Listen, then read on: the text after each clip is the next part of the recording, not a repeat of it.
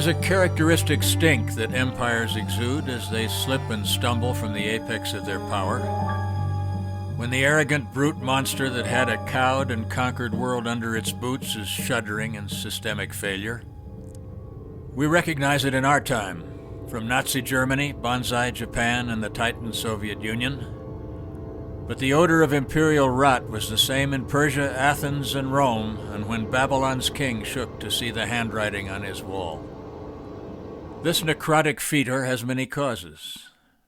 One is the shock an empire suffers at its first stunning inability to impose its mighty will. Another is the sheer awe at repeated failure to impose ordained outcomes. And then there is the sick, secret suspicion that the era of its easy dominion is over. That nauseating stink is strong in our air again. This time the aroma of suppurating decease that offends the world is that of a floundering, moribund imperial America.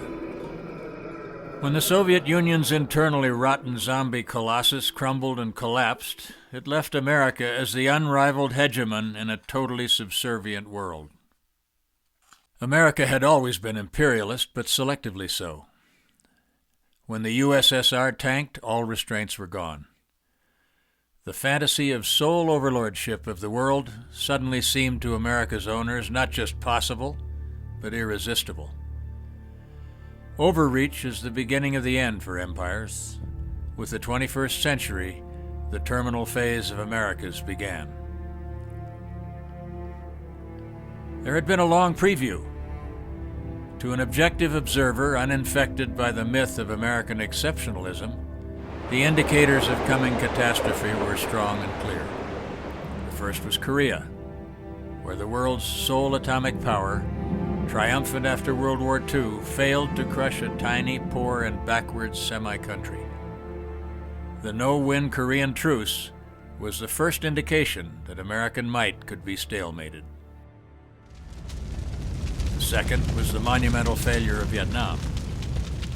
Having brutalized that tiny land with more bomb tonnage than was dropped in World War II, killing 1 million civilians, the empire was run out with its tail between its legs. That raw humiliation of our hubristic rulers goaded them to yet greater reliance on military force. Under Reagan, ego-bruised America only attacked states with no armies at all.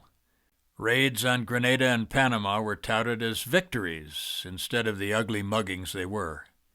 What they clearly showed, though, was that the empire's managers had doubled down on the hard power imperial path. The high point of the empire redux was the sham war with Saddam's Iraq over Kuwait.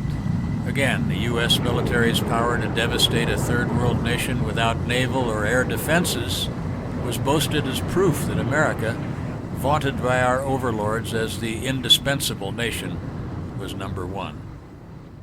Empires do not crash, they rot, both inside and out.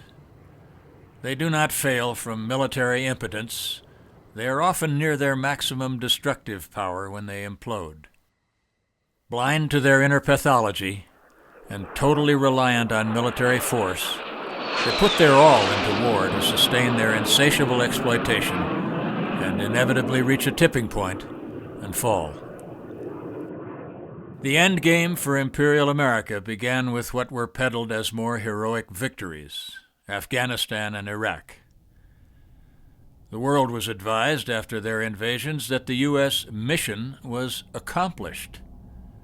A shameful, bloody, and bankrupting decade later, worn out and worsted by both enemies, America's military has been frog-marched out of Iraq and is baffled, lost, and directionless in Afghanistan. It would seem that rational rulers might absorb a message written in the blood and money of their nation, but that is to misunderstand the function of empire. It is by violence abroad and deception and repression at home to enrich the ruling class at the cost of the utter ruin of its society. No government begins as an empire. Empires emerge when a power elite captures the mechanisms of control and runs the engine of governance solely for its own ends. In America's case, This occurred early, easily, and utterly unknown to its naive and propagandized people. The process of an alien agent taking control of a host body is parasitism. The parasite in nature is indifferent to the health of its victim, and will feed on it and bleed it till it dies. This is what empires have always done to their societies. It has been done in America for generations with impunity, because the expanding empire had no need to swiftly devour its own. From the native West into Latin America, then beyond, it spread its power like a plague. First with the military mailed fist, then with the velvet glove of gangster finance, creating crises of disaster capitalism, it has raped, robbed, and ruined nations all over the world. What then has changed? Why is it over now? Though it is fiercely denied by the empire's rulers, the dull, sneering 1% who own America, it has overreached. The whole of its vast, technologically superior military might was loosed on two poor, weak, disorganized third-world countries and failed. All its fabulous and diabolical weaponry has not sufficed to enforce its control, and the world knows it. Now, baffled by both military and moral vulnerability, the empire is reduced to paying mercenary jihadi killers to make the fight it can't make itself in Syria, while blustering and dithering toward Iran in clumsy, insecure intimidation. The effort is pathetic. The bluff has been called, and it must either back down now or go all in, an insane act of national ego defense that could trigger World War last. It is astonishing hubris for a country to declare itself the indispensable nation, because as all history shows, there are none, and there never have been. Like so many empires before it, America bid too high for world dominion. Lost. The decline is now irreversible. The fall of the empire may come soon, or it may not, but it will come. All that is uncertain, especially to the helmsman of this imperial Titanic, is whether it is to end with a bang or a whimper.